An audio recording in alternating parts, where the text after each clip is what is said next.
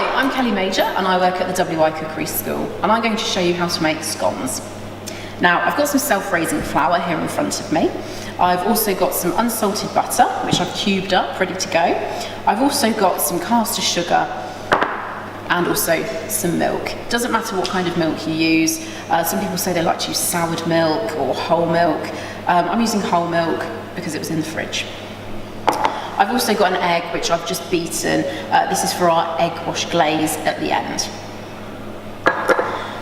I've also, in my preparation, preheated my oven to 200 degrees centigrade. That's for a normal oven, or you want to preheat your oven to 180 degrees if it's a fan. I've also got here a lined tray ready to go, and I've lined it with baking parchment. I've also chosen my size cutter that I'd like to go for. I'm going to use a crinkled cutter as I just really like the effect on the finished scone. So I can pop that to one side just while I make my mixture. So, start off with my butter. So that can go straight into my flour. Now you can use a food processor for this if you want to. I'm going to use my hands.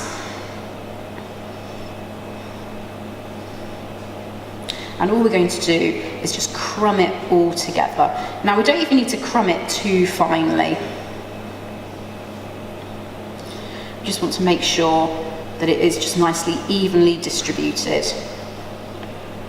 We have a nice even mixture.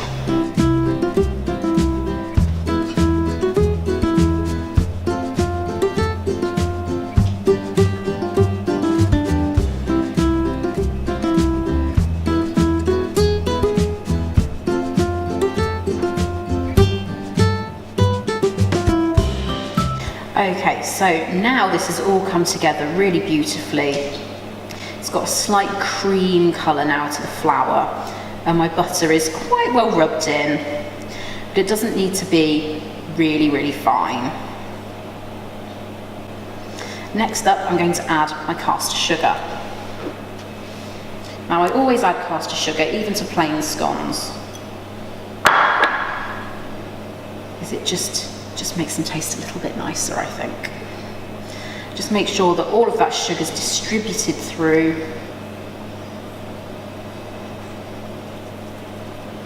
Now I'm just going to grab just a knife, just a table knife, while I add my milk. Now the idea with scones is you don't want to add too much milk.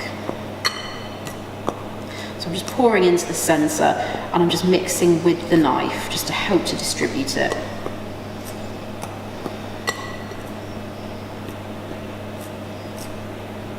Again, you can do this in a mixer, but actually when it comes to scones, you really want to do it by hand, just in terms of the fact that you actually want to keep it as unmixed as possible whilst being mixed. I know that sounds very peculiar, but you'll see what I mean in a moment. We just want the mixture to just come together. Now, if you're adding any extra flavourings, you can obviously do that at this stage as well, just before you add the milk. So sometimes I add sultanas, chocolate drops, sometimes even put cheese in there. If I'm doing cheese scones, I just don't put the sugar in.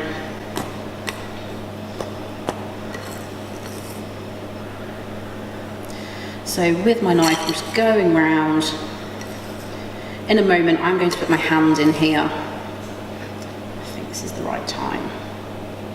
So now it's starting to come together. I'm going to move this out of the way. And just with my hand, I'm just going to gently knead it. So like I said, we really don't want to overwork it. We just want to just bring it together. And that's how we get a lovely sort of crumbly scone texture. If we overmix our scones, they can just become like little bullets. So we want to get a nice rise out of them as well. Now it gets to a point where it's usually easier to get it out of the bowl just to pick up those last bits. So I'm going to tip this out onto my work surface just while I finish kneading. Obviously scrape your hands down. I'm just bringing together. So it's almost pushing it together, just as it picks up these final bits.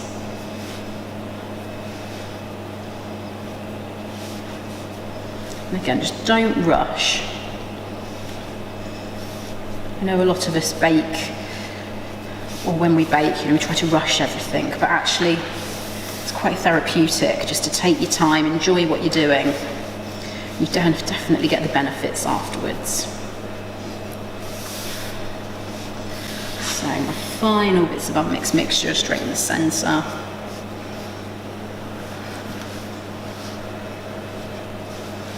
Just bringing that last bit together.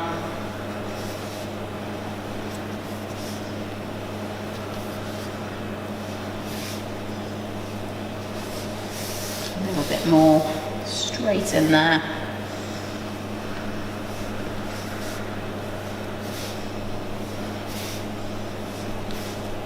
And there we have our scone dough. So it looks fairly rough, looks like a big dumpling, but that's perfect. And then what I do, sometimes I'll flour underneath. I'm just going to put a very small amount of flour underneath, just so it doesn't stick to the table surface. We don't even really need a rolling pin for this. It's quite nice just to use your hand to flatten it out. Again, the best thing about scones is the fact that they look quite rustic. Now I flatten it out so that it's no higher than my scone cutter. So as I can see here, it's still a little bit too high, so I'm just going to push it out ever so slightly more.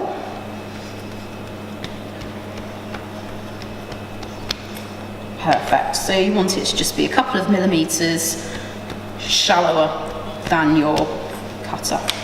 Next, I'm going to put a little pile of flour in the corner. I'm just going to use that on the outside of my cutter there.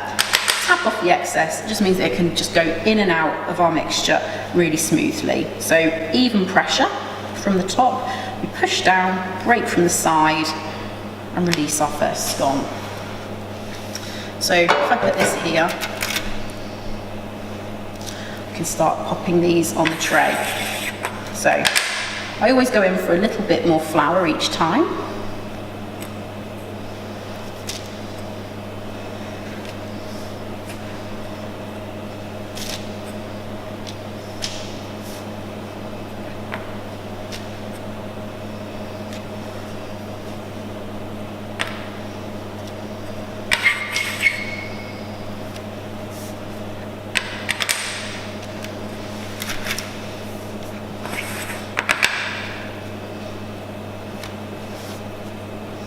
And then once we've cut out as much as we can from that first batch, we re-roll. Again, be gentle with the re-rolling. We don't want to work it too much.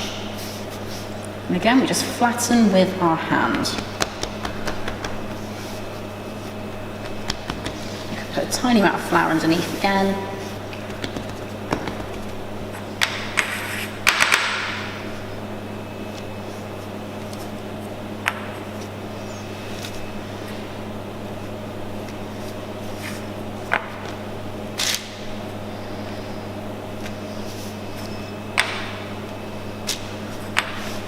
The more you re-roll it, usually the less high they will get. So your first batch, the ones from your first batch I should say, they should rise quite high. The next ones maybe slightly less, and the ones after that slightly less.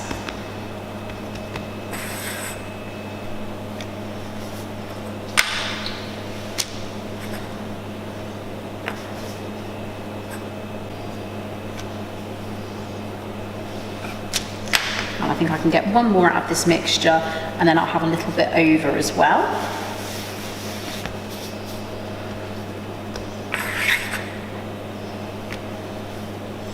So final one, looks like we've got 13, which is baker's dozen. And this is what we call our chef perk. And this can just go in the corner. So now, just need to egg wash the tops. Now you can also just use milk on the top. It does the same sort of thing in terms of we just want to brown the top nicely. And just in a little circular motion like that. I don't want to put too much on the top. I just want enough to obviously give us that lovely slight browning. Now when I was pushing out the scones, like I said, I applied even pressure. If you apply too much pressure to one side than the other when pushing through with our scone cutter, you might notice that they might have a slight tendency to lean one way when cooking. So if you do notice that, that's probably what's happened.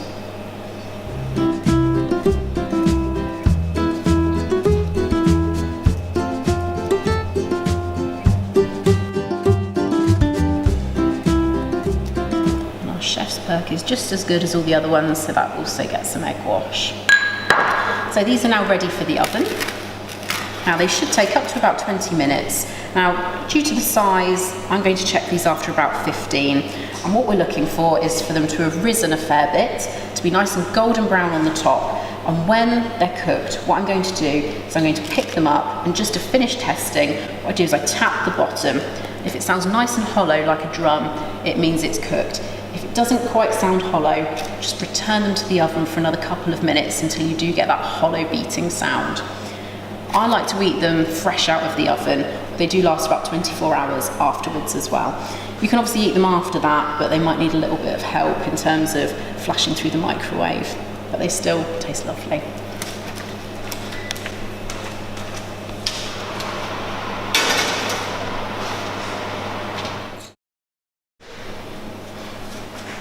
Okay, so our scones are now cooked. And I can do the test just by picking one up, and that's that hollow drum sound that we were talking about. So I know now that they're done. They're still quite warm, but I'm going to now cut them in half and fill them with clotted cream, jam, and I've also got some strawberries as well.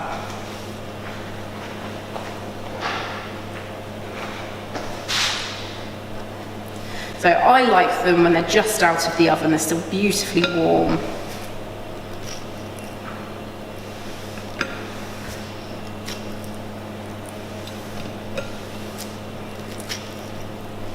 And depending on whether you're from Devon or Cornwall, it's clotted cream or jam first. Personally, I like either. Sorry.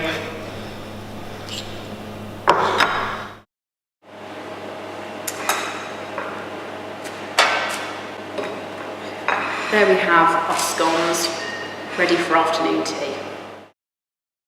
There are plenty of more short skills videos on the WI website, and to find out more information about the WI Cookery School, please follow the Denman link in the description below.